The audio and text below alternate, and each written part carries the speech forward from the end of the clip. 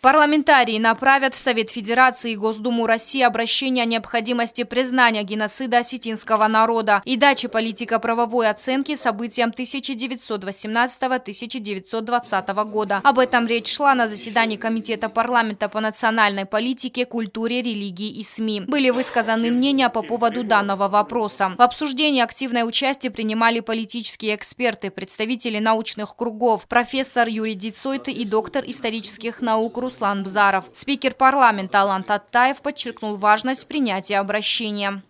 Печально известный патриарх Грузии уже отреагировал на слова президента Российской Федерации.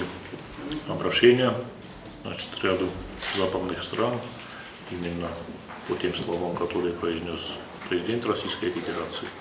Мы просто не имеем права буквально сейчас, в это время, не отреагировать на вызов патриарха всей Грузии, который всеми силами пытается донести до мирового сообщества, что геноцида Южной Осетии и Южной Осетии не было.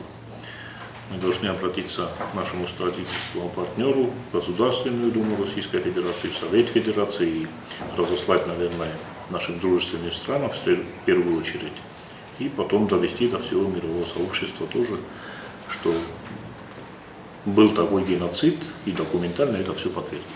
Доказательств о тех зверствах, которые творили грузинские националисты с осетинами, предостаточно. Российская Федерация будет первым государством, которое это сделает, у меня лично нет ни малейшего сомнения. И наша задача заключается в том, чтобы это приближать. Желательно для этого активно использовать столетнюю дату. Да? И, может быть, следует программу какую-то, абсолютно четкую программу действий и мероприятий, при этом включающую Осетию целиком. Это очень важно, потому что Республика Северная Осетия-Алания, как субъект Российской Федерации, имеет свои отдельные возможности на это влиять. И этот канал, тоже этот рычаг надо активно использовать. То есть это должно восприниматься как общенациональное, так как это сформулировал президент России, кстати говоря, как осетинская общая цель. Было отмечено, что необходимо обновить состав комиссии по мемориализации геноцида. В ходе заседания обсуждался вопрос восстановления Красной Церкви. Председатель комитета Амиран Дьяконов отметил, что Красная Церковь является архитектурным строением. По мнению депутата парламента Ивана Сланова, восстановление церкви не надо откладывать в долгий ящик. К строительству нужно приступить в самое ближайшее время.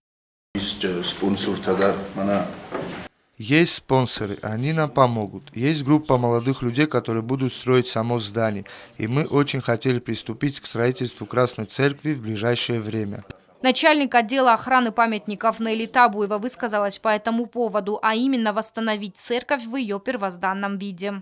Мы категорично против всякой новизны, всякого изменения его архитектурного стиля и все так, как было, вот так. Для этого мы нашли абсолютно все материалы. И видовые материалы нашли, и провели мы археологическую зачистку, выявили там фундамент, все. В общем, у нас все есть. На основании того, что все есть, был создан проект, который сейчас находится у отца Симена. Он дальнейшую работу тоже провел в этом отношении. И на самом деле нету никаких препятствий для того, чтобы это начать. Единогласно было принято решение подготовить всю документацию и представить проект. Вопрос поднимается, но не решается по тем или иным причинам. Но мы бы хотели, чтобы сейчас, именно сегодня, начать заново всю процедуру, чтобы эта работа уже началась когда-то. Потому что эта церковь востребована жителями, которые не только там проживают, а жителями всей республики. Потому что мы все помним, что за архитектурное строение была Красная Церковь. И не надо ждать, Амиран Евгеньевич, до сентября, как только согласуют эти три ведомства, Министерство строительства, отдел охраны памятников и православная церковь, которая сегодня здесь представлена, как только они согласуют и проекты, и все нормы и законы будут соблюдены, инвестор и строитель может начать строить.